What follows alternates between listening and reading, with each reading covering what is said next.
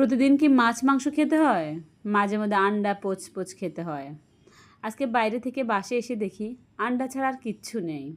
তাৎক্ষণিক ডায়মন্ডের কড়াইটা চুলায় বসিয়ে দিলাম। বসিয়ে দিয়ে একটু গরম হওয়ার জন্য অপেক্ষা করছি। একটু যখন গরম হয়ে আসবে তখন দিয়ে দিচ্ছি পরিমাণ মতো তেল। পরিমাণ মতোই দিবেন, কিন্তু বেশি দিবেন না। তারপর তেলটা গরম হওয়ার জন্য কিছুক্ষণ অপেক্ষা করবেন। দেখবেন আস্তে আস্তে তেলটা গরম হয়ে যাচ্ছে, কিন্তু তেলটা গরম হওয়া পর্যন্ত অপেক্ষা করতে হবে, নাহলে কিন্তু আন্ডা আর আন্ডা থাকবে না, আন্ডা একদম ঘেটে যাবে। তেলটা যখন গরম হয়ে যাবে একটা ফ্রিজ থেকে ইনস্ট্যান্ট ডিম নিয়ে আসবেন।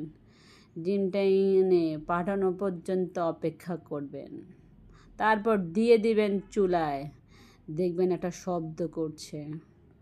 আবার কিছুক্ষণ অপেক্ষা করবেন একটু হওয়া পর্যন্ত। মাঝখানে কিন্তু অবশ্যই আপনি হাতটা ধুয়ে নেবেন, অবশ্যই হাতটা ধুয়ে নেবেন। তারপর দিয়ে দিবেন নুন। নুন ছাড়া কিন্তু একদমই জমবে না। নুনটা দিয়েই তারপর উল্টিয়ে দিবেন।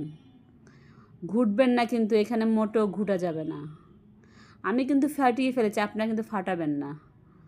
ফাটালে কিন্তু বের হয়ে যাবে মূল্যবান জিনিস। তারপর কিছুক্ষণ অপেক্ষা করবেন। আর অপেক্ষা করতে পারছি না, নিয়ে আসলাম গরম গরম ভাত। এখন ভাতের সাথে এটাকে নিয়েই খাওয়া শুরু করে দেব। এখন ডিমটা দিয়ে দিলাম। দেওয়ার পরে নিয়ে দেবে একটু গরম গরম তেল।